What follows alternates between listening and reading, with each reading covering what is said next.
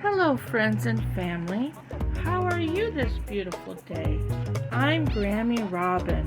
What's your name and your favorite book? Tell me in the comments. I hope you like this book as much as I do. I can't wait to read it with you. And don't forget to like, comment, share, subscribe, and peck that bell so you can read the next book with me. Let's read Mouse's Christmas Gift by Mindy Baker. Mouse shivered in the drafty sanctuary of the church. The room looked bleak and bare. Where was Parson? Mouse scurried over to the parson's empty study and glanced at the calendar. December 23rd.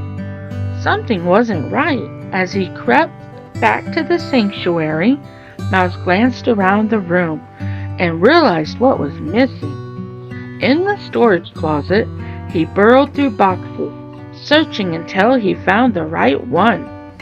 Could he arrange the delicate figurine? Pulling and prodding, lugging and lifting, Mouse worked until he finished the job. When he was done, sweet baby Jesus slept in the manger. Beside him stood Joseph and Mary, God's faithful servants. There was the magnificent angel that announced the greatest message of joy earth would ever know. The lonely shepherds and sheep, chosen to hear and spread the good news, were there.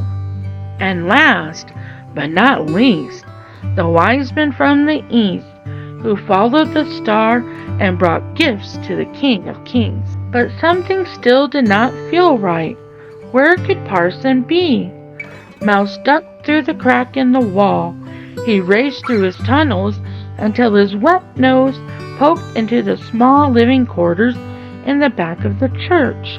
Parson, your fever is worse, said his wife as she brushed her hand across his forehead. Parson began to cough.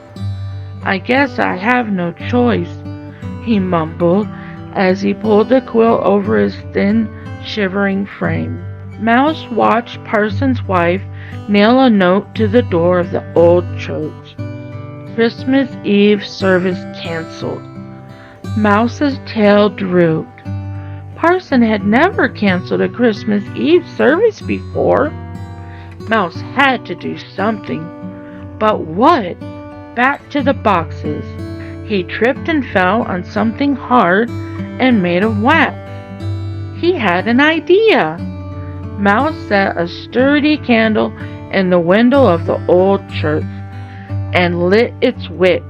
The glow filled the room, but would anyone see it? That night, Mouse stared at the nativity in the soft glow of the candlelight as he drifted off to sleep. Across town, Alexander Stevens peered out his window into the starry night. The streets of the village looked deserted. The decorations stayed tucked away. Grim, worried villagers repeated the phrase, "No money for Christmas."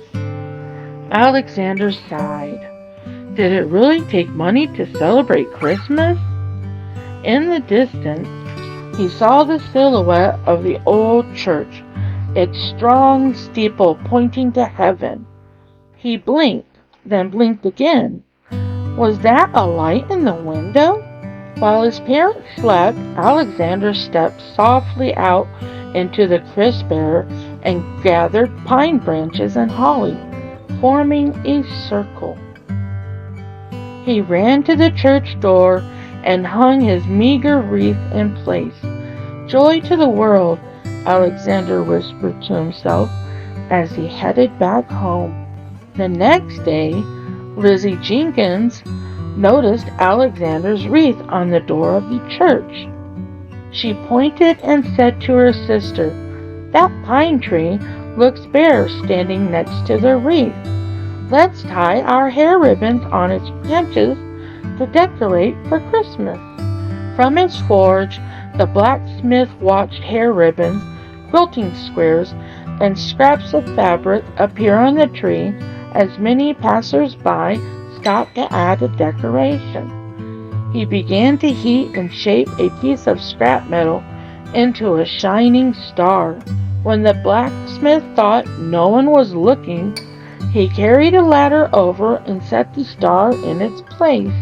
Out her window, Widow Bartholomew's eyes studied the blacksmith as he placed the star on top of the tree.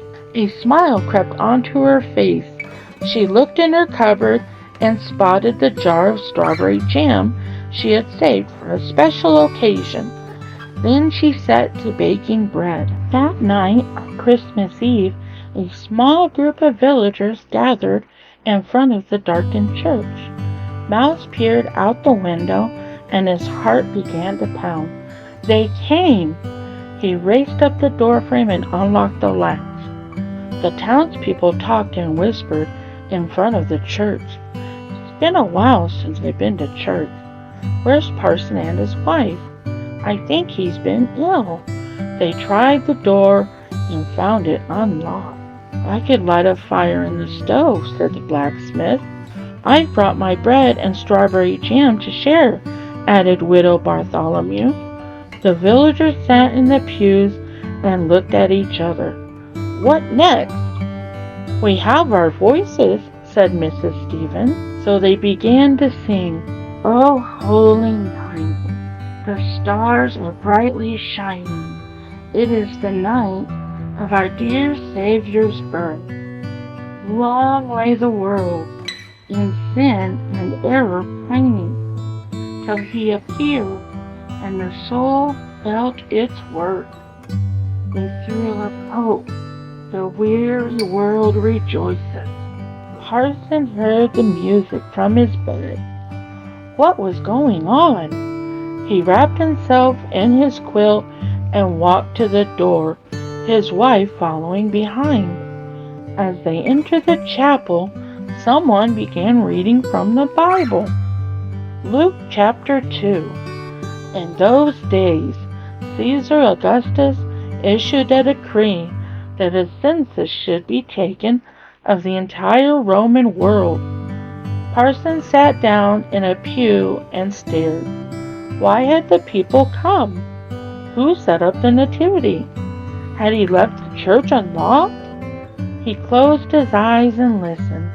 I bring you good news that will cause great joy for all the people. Today in the town of David, a Savior has been born to you. He is the Messiah, the Lord. This will be a sign to you. You will find a baby wrapped in cloth lying in a manger. Parson smiled. Good news of great joy. The baby Jesus is the Savior for all people. He fills our greatest need. Mouse watched from his home in the wall, a smile on his face. He nibbled a bit of bread and strawberry jam. Christmas Eve. All was well. The end. What a great book. What was your favorite part? Tell me in the comments. I can't wait to read with you again very soon. Don't forget to like, comment, share, subscribe, and peck that bell. Have you missed any books? Here's a link to the last book we read. Have a blessed day.